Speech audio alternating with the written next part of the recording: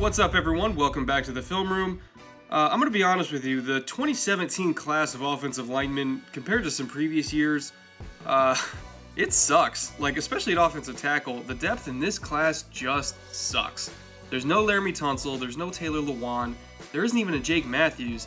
If you need an offensive tackle that can start from day one in 2017, you've basically got about 2 to 3 guys that might be able to handle that, and I'm not sure if I consider any of them safe, slam dunk type of picks. There's only one tackle in this group that I think teams will look at as a legitimate top 10 to 15 prospect, with age and health obviously being factors here, and that's the subject of today's session, Alabama left tackle Cam Robinson. Now, Robinson's not a perfect prospect, but he does have a lot to like if you look at his overall skill set, and I think there are several teams near the top of the draft board that would love to have him on their line. For starters, he is gigantic, and I don't have his official combine measurements yet as of the recording of this video, but I'll be willing to bet he measures in somewhere around 6'6", 330. We've got a term called ass mass over on Battle Red Blog where I write for SB Nation, and Cam Robinson's got it. I mean, he's got a lot of it. That powerful lower body really shows up when he's run blocking at the point of attack, because when he gets those legs churning, he can generate a ton of movement. If you're a team that needs to add some ass mass to your offensive line and give a boost to your run game, especially the power run game that relies on driving people off the ball, this is your guy. Now, you may be wondering why all the plays that I'm showing you are from the Texas A&M game, and that's because every offensive tackle in the SEC for the last 3 years has a test that they need to pass, at least for me, before I consider them as a legitimate NFL tackle prospect. And that test is Myles Garrett. The SEC is full of great pass rushers, and Robinson faced pretty much all of them in 2016. Carl Lawson, Derek Barnett, Arden Key. I mean, his schedule was basically a never-ending streak of freak shows. But Garrett's the big bad wolf in that conference, my friends. He's the bar that all SEC offensive tackles measured themselves against, so that was the first game I went to when I wanted to study Robinson for the 2017 NFL Draft. And I gotta say, he rose up and met that bar. If you want to play left tackle in the NFL, you need to be able to handle speed off the edge. You need to be able to handle someone who can just as easily convert that speed into power if they sense you oversetting to the outside. And you need to be able to lock out these all-pro caliber edge rushers in the run game. Garrett has the physical skill set to be an elite edge defender in the NFL, and his first step is as good or better than most edge rushers in the country. So if Robinson can handle that kind of edge speed from Garrett in college, I feel comfortable projecting him against similar edge speed at the next level. And believe me, Garrett does have an elite first step. I mean, the word explosive really doesn't do him justice. There was a play in the second quarter where Alabama was dumb enough to use him as the read man on a run out of the pistol, and he just said screw it and attacked the mesh point before Jalen Hurts even had a chance to read him. He got there so fast that he took away the entire play before it even started. There's not a lot of guys that can do that at 250 pounds, let alone 270, which is what he was playing at A&M. Third quarter, he's lined up in a 4-eye technique and he knifes through the B gap, completely ruining another play. The left guard never even had a shot. He's just too big, too fast, and too agile. These caliber of athletes, and we've seen it before with Jadeveon Clowney, Khalil Mack, Julius Peppers, I mean the list goes on and on. They're just so gifted that no matter what you do, eventually they're going to make a play because they're just better than everyone. There's nothing you can do about it. They're just better athletes. Even against Robinson, late in the fourth quarter, I mean the game was already essentially decided, but when Garrett attacked Robinson's inside shoulder from another 4-eye alignment, he just wrecked him. I mean, he buckled Robinson immediately on contact, and that is hard to do with how big and strong Robinson is. That's 270 pounds, moving like 240, and out-muscling a guy that weighs 330. I don't really need to tell you guys this, but that isn't normal. Now, I did say that Robinson had a great day against Garrett, and I'm getting to that. I'm just trying to set the stage for how high of a bar Garrett sets here, so bear with me. There was a rush late in the second quarter, again one-on-one, best on best, and Garrett had one hell of a jump. Now, Robinson, he doesn't have the best feet in pass pro, definitely not compared to guys like Tunsil or Lewan. They were effortless in their movement skills coming out of college. I call it having MC Hammer feet. Robinson does not have MC Hammer feet, not even close. And Garrett took advantage of that and got a slight edge as Robinson tried to land his initial punch. You can see that he's turning his chest away from Robinson and he's just about to clear that corner once he gets his hands on him. So he's giving Robinson as small a surface area as possible to land that punch. Then look at what Garrett does once he feels that punch. He doesn't stay upright, he dips out of it and takes away all of Robinson's leverage. When he dips like that, he removes Robinson's ability to latch on and keep him from getting that corner. There's nowhere to grab and nowhere to push. And look at how ridiculously low he gets around that corner. Robinson's forced into basically pushing him from behind now because Garrett's chest and shoulder are so low and unreachable. I mean, he's basically got a hand out scraping the grass. That's how low he gets. And let's go a few frames forward. Look at that bend, that lower body strength to dig himself out of that corner and regain his balance after being so low to the ground. I mean, this is superhuman stuff here. Unbelievable bend, unbelievable balance, and all packaged together with great burst on the first step and great size and great strength.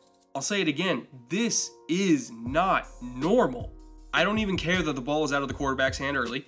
I don't care that it wasn't a sack. I don't even care that it was a good gain on first down.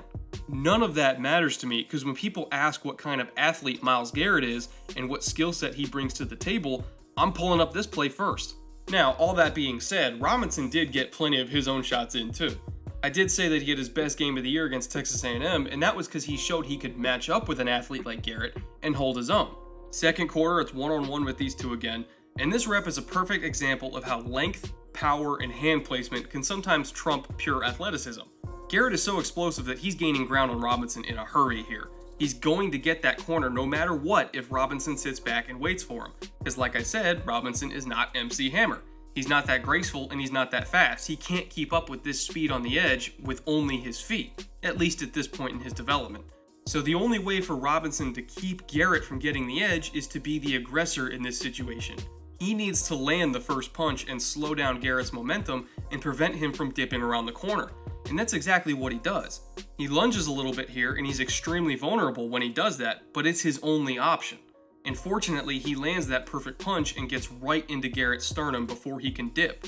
From there, Robinson gets a hand on Garrett's back to keep him from counter spinning out of it, and he uses that strength and length to just lift Garrett up and keep him from dipping out of his grasp.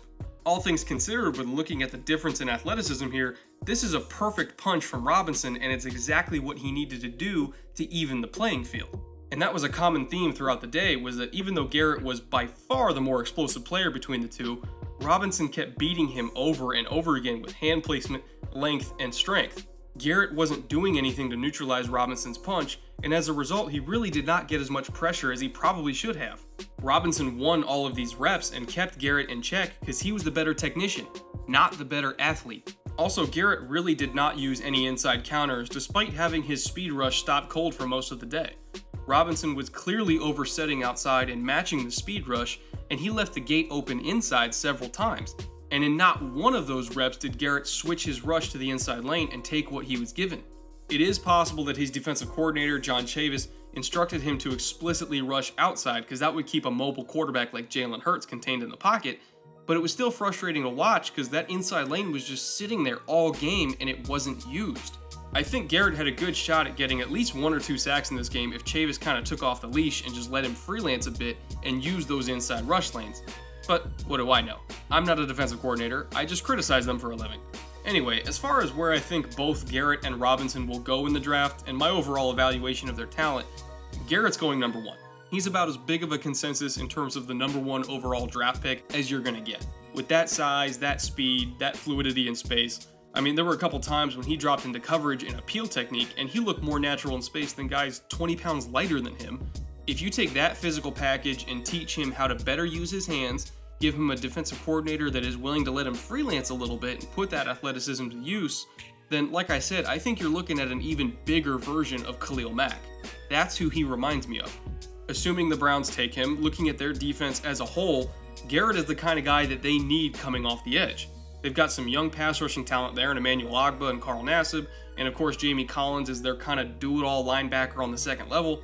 All of those pieces I think complement a talent like Garrett. He's going to get all of the attention in a couple years once he develops, and that's going to open up opportunities for all these other young pieces to thrive in one-on-one situations. Cleveland really can't go wrong picking him first overall because he'll make the rest of their defense better. So I'm about 95% sure that Garrett's going to be a Brown next season for that reason alone. As for Robinson, he is really difficult to project. Some teams are going to knock him for his feet, regardless of how he makes up for it with length or technique. And for a lot of coaches and scouts, if you don't have great feet on the edge, then you will not play tackle for their football team. You'll be a guard all day long. Other ball clubs, they might look at what he can do instead of what he can't, and they may or may not determine that his other skills are enough to offset his average feet, and they'll be fine with him playing right tackle. Hell, they might even be fine with him playing left tackle if they really like what they see. For me personally, when I see Cam Robinson, I think of Cordy Glenn or maybe Donald Penn with the Raiders. Were they ever elite tackles in the NFL? No, but they're good tackles.